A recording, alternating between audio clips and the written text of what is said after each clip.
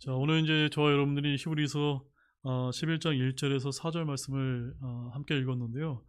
어떤 단어가 가장 많이 이렇게 언급이 되고 있습니까?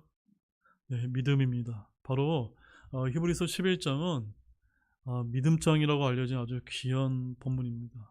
특별히 오늘 이 히브리서 강의 33번째 시간을 통해서 여러분들이 믿음이 무엇인지를 이렇게 좀 알아가게 되는 그런 귀한 시간이 되기를 원하고, 말씀 제목은 믿음으로 좋은 평판을 얻었느니라고 하는 이런 제목을 가지고 하나님의 말씀을 전하고자 합니다.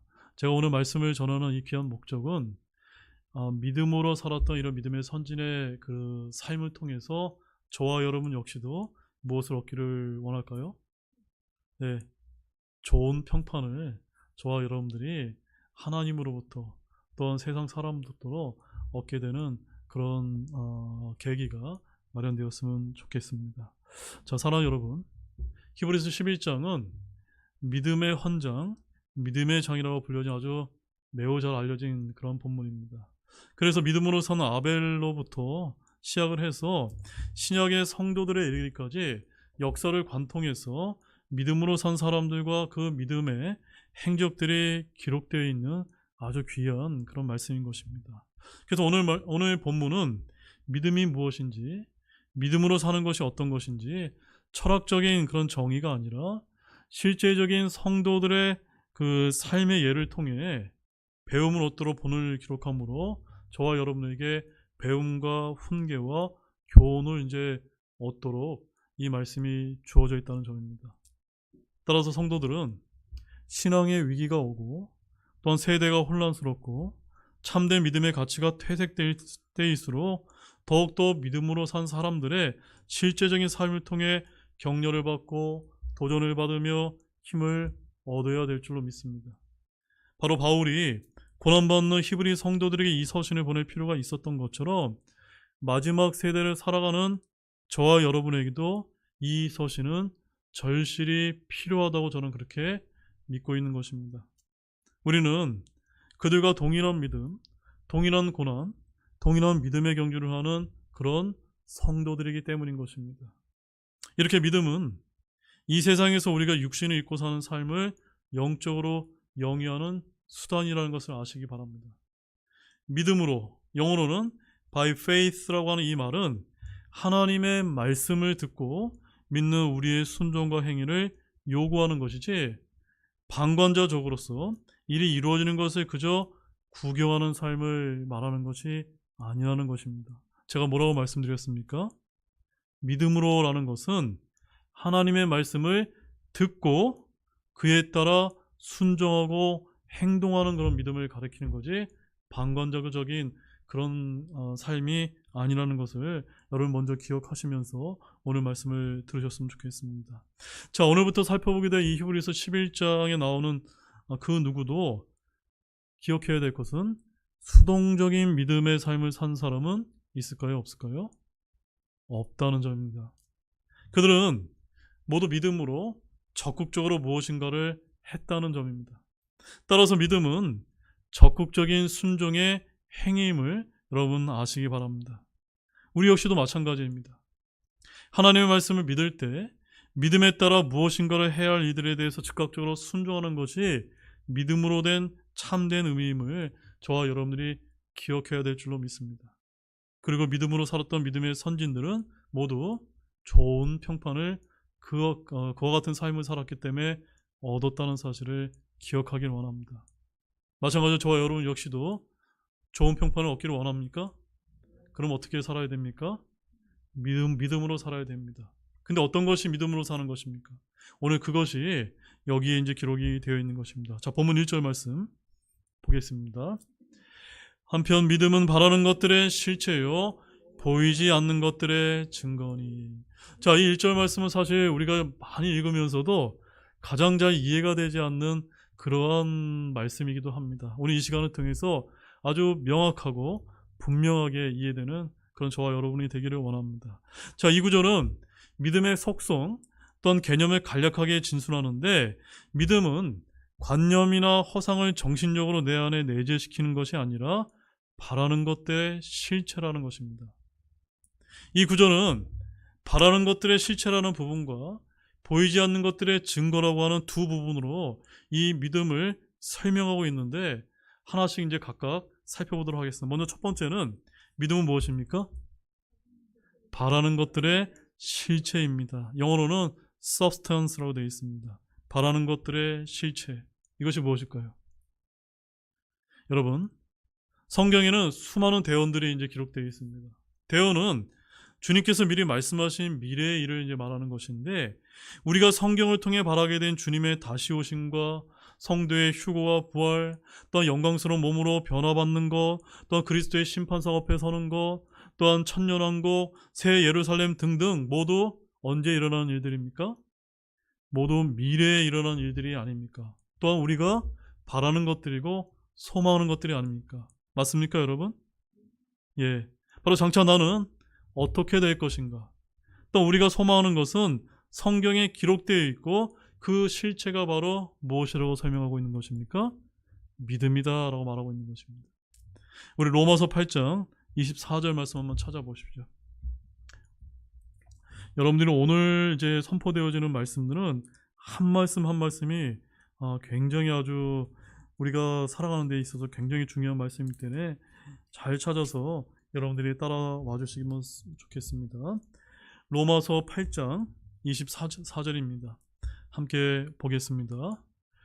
우리가 소망으로 구원을 받았기 때문이라. 그러나 보이는 소망은 소망이 아니니 어찌하여 사람이 자기가 보는 것을 여전히 바라겠느냐. 제가 좀 전에 뭐라고 말씀드렸습니까? 바라는 것, 소망이 저와 여러분에게 있는 것이 맞습니까? 우리가 천국에 가는 것이 아니라 지옥에 가는 것을 소망이라고 말할 수 있을까요? 말이 안 되지 않습니까?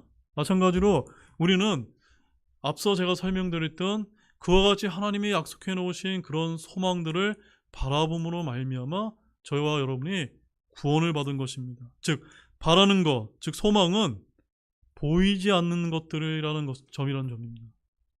영적인 몸, 하늘의 상속 유업과 보상 등은 우리 성도들이라면 간절히 바라는 것들입니다. 맞습니까? 이런 것의 실체가 바로 무엇입니까? 믿음이다라고 말하는 것입니다. 그러므로 여러분들은 이러한 그 믿음의 실체를 정말로 얼마나 여러분들이 간절히 바라고 계십니까? 그에 따라 여러분의 믿음의 유무가 달려있는 것입니다. 자, 두 번째로 믿음은 뭐라고 설명을 하고 있습니까? 보이지 않는 것들의 증거다라고 말하고 있습니다. 에비던스라고 말합니다. 보이지 않는 것들은 존재하지만 관찰할 수 없고 실험할 수 없는 것들입니다. 로마서 4장 17절 말씀을 가보시게 되면 거기에 이런 말씀이 이제 기록이 되어 있습니다. 그가 믿은 하나님은 죽은 자들을 살리시고 존재하지 않는 그것들을 마치 그것들이 존재하는 것처럼 여기며 부르시는 분이시니라 라고 이렇게 이제 말씀을 하고 있습니다. 바로 아브라함이 믿은 하나님은 저와 여러분이 믿은 하나님과 동일한 하나님이심을 이제 말해주고 있는데, 여러분 베드로전서 1장 8절 말씀을 한번 보시기 바랍니다. 베드로전서 1장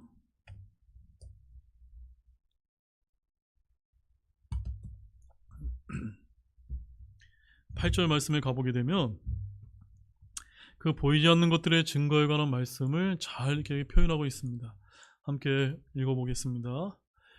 너희가 그분을 보지 못하였으나 사랑하는도다. 지금도 너희가 그분을 보지 못하지만 그분을 믿고 있으며 말할 수 없고 영광이 가득한 기쁨으로 기뻐하나니. 바로 이 말씀이 여러분의 믿음을 표현하고 있는 것과 똑같습니까? 그렇다면 여러분들은 온전한 믿음을 가지고 있는 것이고, 그렇지 못하다면 뭔가 여러분의 믿음을 점검해 볼 필요가 있다는 점입니다. 이것이 바로 증거인 것입니다. 하나님은 존재하지만 어떻습니까? 보이지 않습니다.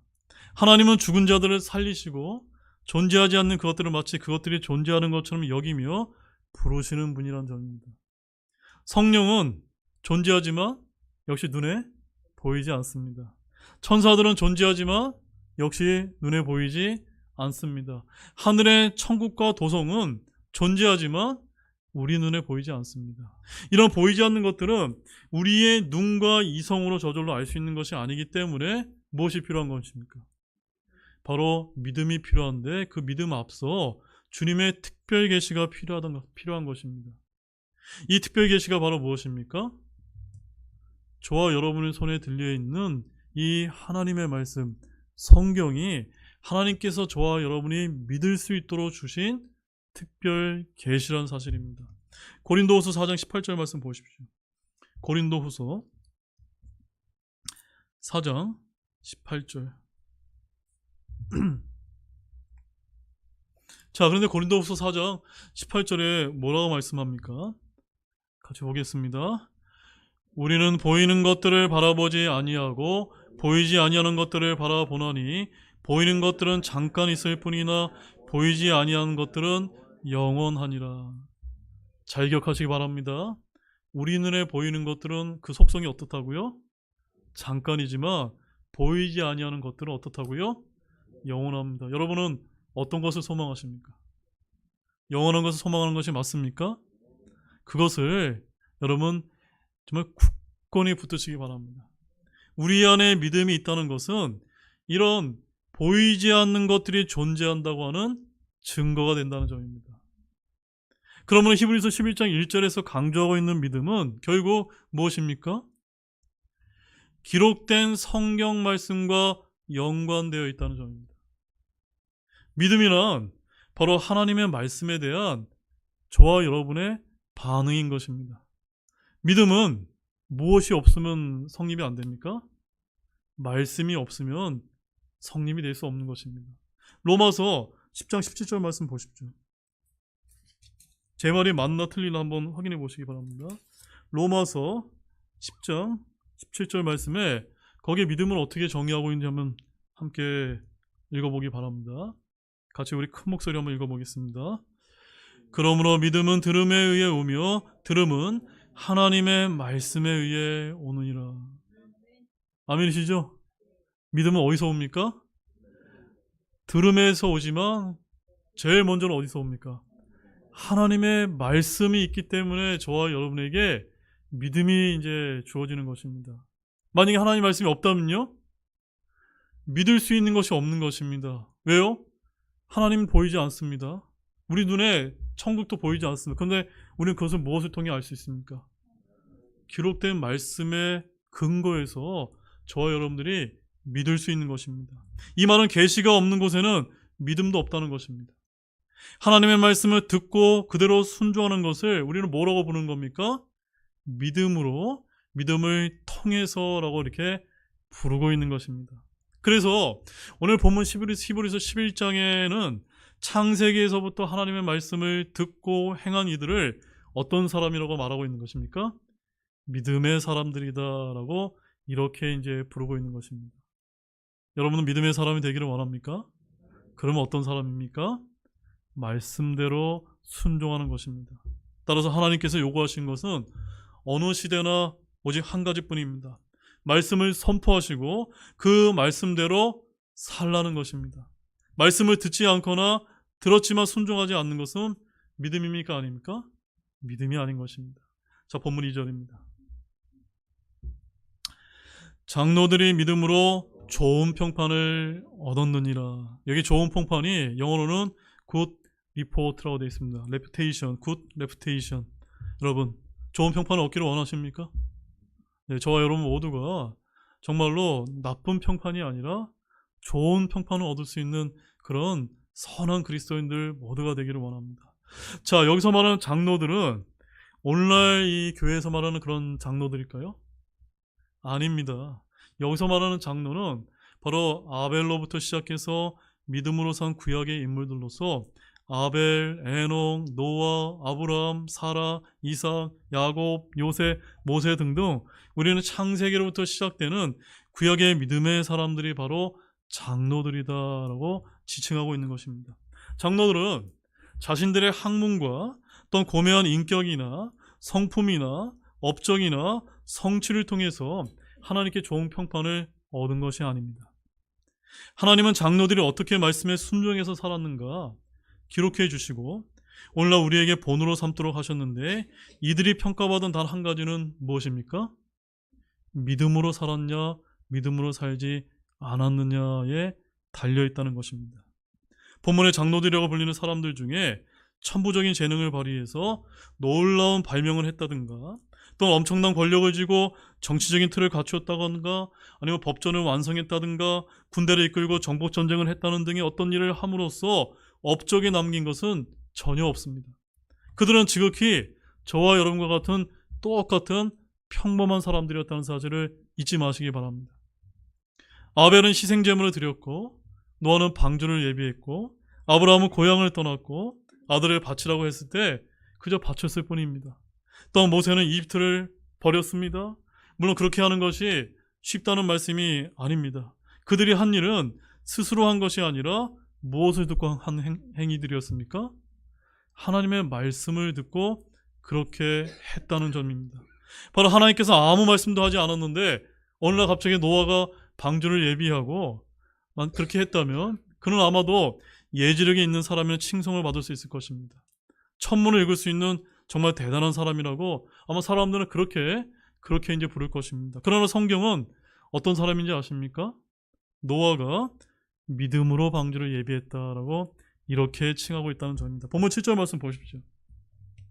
히브리서 12장 7절 말씀을 가보게 되면 거기에 이렇게 기록되어 있습니다. 믿음으로 노아는 아직 보지 못한 일들에 대해 하나님으로부터 경고를 받고 두려움으로 움직여 방주를 예비함으로. 여기 보시면 어떤 말씀이 들어갔습니까? 누구로부터 경고를 받았다고요? 하나님으로부터 경고를 받. 이게 뭘 뜻하는 겁니까? 하나님으로부터 저와 여러분처럼 말씀을 이제 받았다는 그런 이야기인 것입니다. 노아는 오직 믿음으로 하나님의 말씀을 듣고 그렇게 행했다는 것을 주목하시기 바랍니다. 계시된 말씀에 순종해서 행하는 것을 우리는 믿음이라고 이제 부르는 것입니다. 하나님은 믿음으로 산 사람을 기록하시고 기억하시는데 잠언 10장 7절 말씀에 이런 말씀이 기록되어 있습니다. 의인을 기억하는 것은 복된 일이지만 사악한 자의 이름은 썩으리라. 의인을 기념하는 것, 영어로는 메모리라고 되어 있는데 기념하는 것은 복된 일이라고 이렇게 말씀하고 있습니다. 여러분, 저와 여러분의 이름이 하늘에 기록되고 하나님께 영원히 기억되는 것은 저와 여러분의 위대한 업적을 남기거나 어떤 선행을 베풀거나 놀라운 성취를 이루었기 때문이 아니라 어떨 때 기억되고 기록되는 것입니까?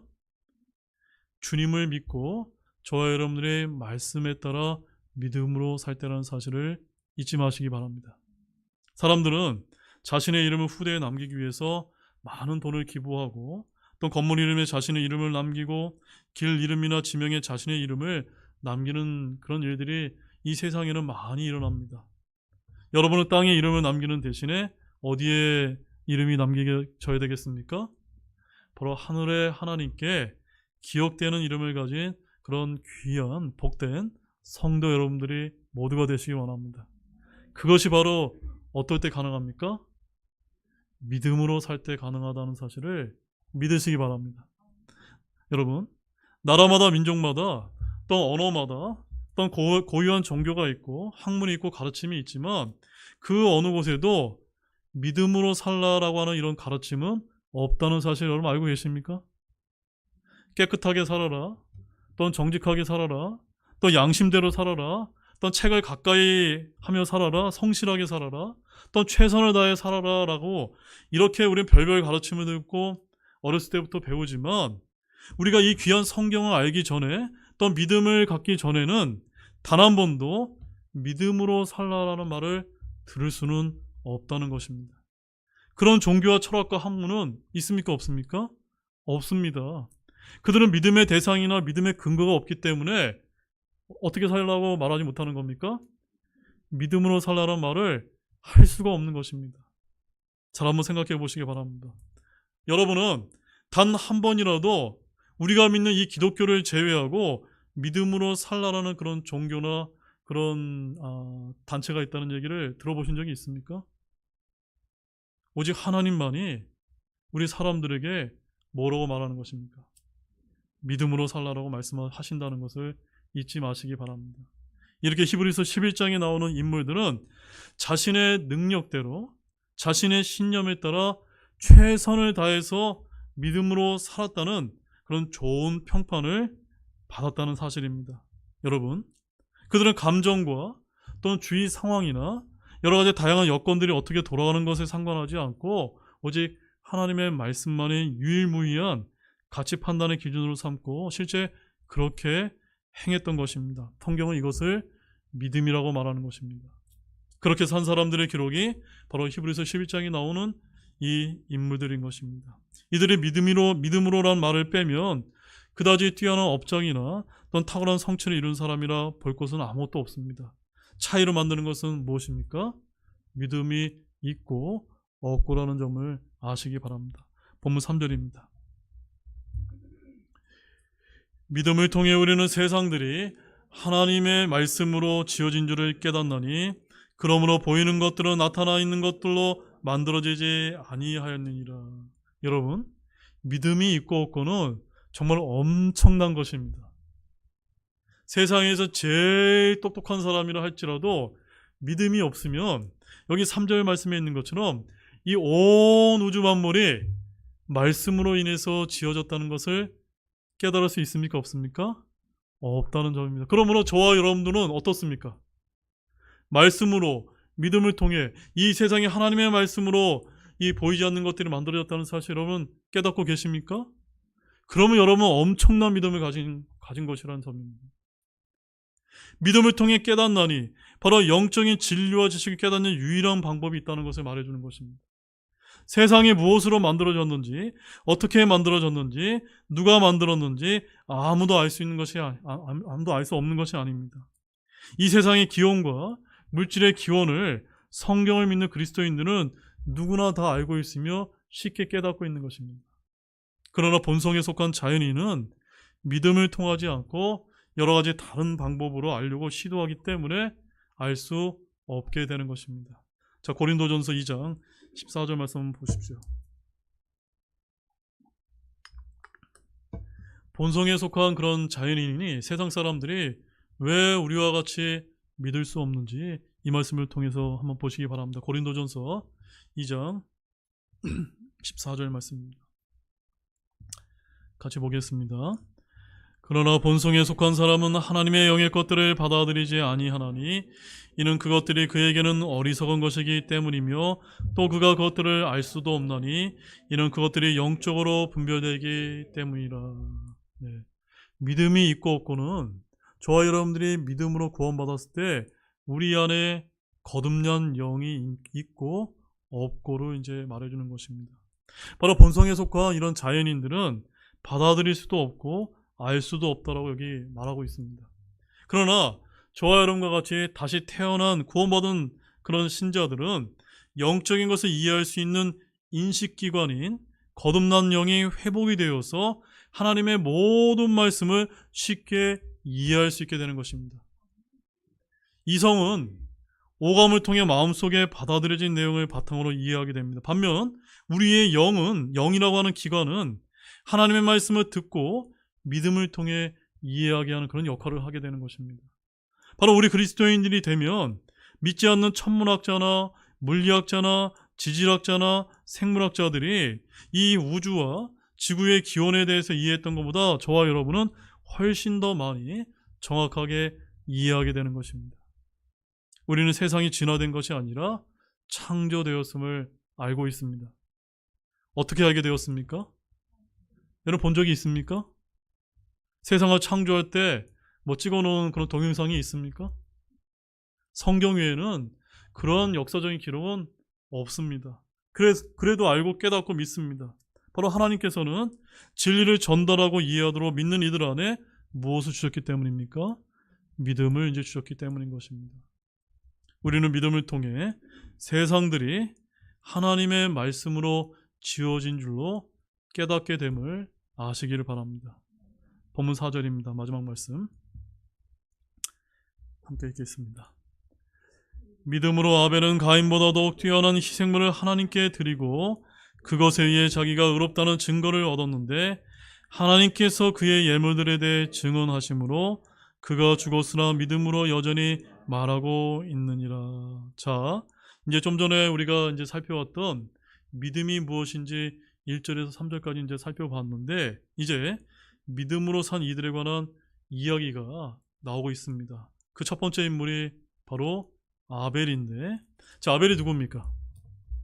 아벨은 아담의 아들인 이 아벨은 우리 주 예수 그리스도께서 친히 실명을 거론하시면서 마태복음 23장 35절 말씀과 누가복음 11장 51절 말씀에서 그 역사성을 이제 인정하신 바가 있습니다. 또한 히브리서 기자 역시 아벨을 두 차례나 이제 언급을 하고 있는데, 아담이 불신과 불순종으로 행한 인류의 첫 번째 죄인이었다면 아벨은 어떤 사람입니까? 아벨은 인류의 믿음으로 행한 첫 번째 의인이었다는 점입니다. 아담이 결코 얻지 못했던 의로운 자라고 하는 증거를 누구는 얻은 겁니까? 아들은 아벨인 얻었다는 점입니다. 자, 아벨은 참된 경배가 무엇인가, 또한 하나님이 받으신 헌물이 무엇인가를 믿음을 통해 입증한 사람이라는 점입니다. 또한 죄인으로 태어난 사람이 하나님 앞에서 의롭게 되는 길이 무엇인지를 몸소 보여준 사람이 바로 아벨의 믿음이었던 것입니다. 그래서 본문 4절 말씀에 뭐라고 이제 앞부분에 되어 있냐면, 믿음으로 아벨은 가인보다 더욱 뛰어난 희생물을 하나님께 드리고라고 이렇게 이제 기록하고 있는 것입니다. 여러분, 앞서 우리가 믿음은 어디서 난다고 제가 말씀드렸죠? 들음으로 난다고 말씀드렸습니다. 누가복음 11장 50절과 51절 말씀에 가보게 되면 아벨은 대언자였다라고 이제 표현하고 있는데, 아벨은 경배와 희생물에 관한 주의 말씀을 들었고 그것을 선포했던 것입니다. 아벨이 아무것도 듣지 못했다면 그에게 무엇이 생길 수가 없습니까? 믿음이 생길 수 없는 것입니다. 따라서 믿음은 사람의 마음속에 잠재되었던 의식이 깨어나는 것이 아닙니다. 믿음은 자각, 즉 호련한 깨달음이 아닙니다. 믿음은 마음속에 저절로 생성되는 것이 아닙니다. 믿음은 하나님의 말씀의 씨앗이 우리 마음속에 뿌려져야만 생길 수 있다는 점입니다. 아벨은 하나님에게 직접적으로 들었든 또는 천사를 통해 들었든 환상이나 꿈을 통해 계시를 받았든 간에 하나님의 말씀을 분명히 들었을 것이고 들은 말씀을 믿었던 것입니다. 아벨이 들은 것은 바로 이것입니다. 바로 하나님을 경배하고 어린 양과 그 피를 희생물로 드려야 한다라는 하나님의 말씀을 들었던 것입니다. 이 말씀을 들은 이는 그런데 놀랍게도 아벨 혼자가 아니었습니다. 누구도 들었을까요? 그의 형인 가인도 들었다는 점입니다. 그래서 창세기 4장으로 한번 가보십시오. 가보게 되면 가인과 아벨 둘 다 희생물을 들고 하나님 앞에 나와 드렸다는 말씀을 우리가 볼 수가 있는 것입니다. 근데 놀라운 사실은 이 둘이 강제로 시켜서 나온 것이 아니라 자발적으로 나왔다는 점입니다. 이들은 경배의 필요성과 경배의 대상이 누군가에 대해서는 완전히 일치했습니다. 하나님께 드렸습니다. 그들은 경배의 대상이 누구인지 정확하게 알았는데 그분이 누구입니까? 하나님이었다는 점입니다. 즉 오늘날 우상숭배자들처럼 자신도 알지 못하는 신들에게 제사를 지내고 절을 하지 않았던 것입니다. 더욱이 이 가인과 아벨은 둘 다 같은 환경에서 자랐다는 점입니다. 흔히 사람들이 말하는 것처럼 환경이 모든 것을 지배한다라고 하는 운명론을 무색해야 하는 것입니다. 가인이 아벨보다 더 영적으로 더 나쁜 곳에서 자랐습니까? 아닙니다. 유전적으로 어떤 문제가 있었습니까? 아닙니다. 그들은 둘 다 똑같은 부모에게서 태어났고 같은 환경에서 자랐고 같은 진리의 말씀을 들었던 것입니다. 오히려 가인은 장자였기 때문에 더 많은 애정과 보살핌을 받았을 것입니다. 그들은 둘 다 부지런하게 일했고 둘 다 주님께 희생물을 가져와 예배를 드려야 한다는 사실을 알았고 그대로 실천을 했고 그들은 같은 종교를 가지고 있었던 것입니다. 그렇다면 여러분 잘 한번 생각해 보십시오. 이런 똑같은 환경이었는데 과연 가인과 아벨의 차이점은 무엇이었을까요? 차이점은 무엇입니까? 바로 믿음이 있냐 없냐였던 것입니다. 그렇다면 믿음은 무엇입니까? 계속해서 제가 뭐라고 말씀드렸죠? 말씀대로 행했냐 안 했느냐. 이것이 지금 아벨이 저와 여러분에게 보여주고 있는 것입니다. 아벨은 믿음으로 희생물을 드렸고 가인은 어떻게 드렸습니까? 자신이 정한 대로 자기 뜻대로 드리지 않았습니까? 그것이 차이인 것입니다. 가인은 경배의 필요성을 똑같이 인식하고 경배의 대상을 정확히 알았지만 경배를 드리는 방법을 자기의 방식대로, 자기 뜻대로 결정했던 것입니다.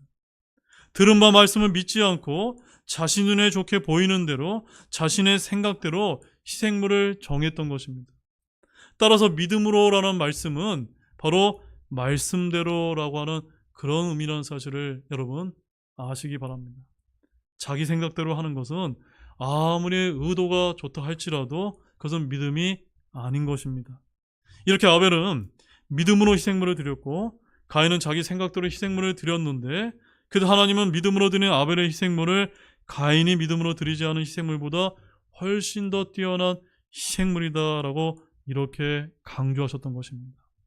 자, 사건의 배경이 되는 창세기 4장 3절에서 5절 말씀 함께 한번 읽어보도록 하겠습니다. 자, 뭐라고 말씀하실까요? 함께 읽겠습니다.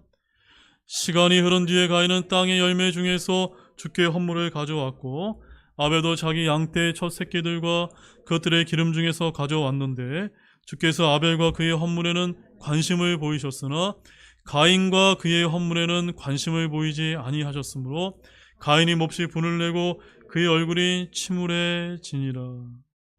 가인은 어디서 희생물을 가져왔습니까?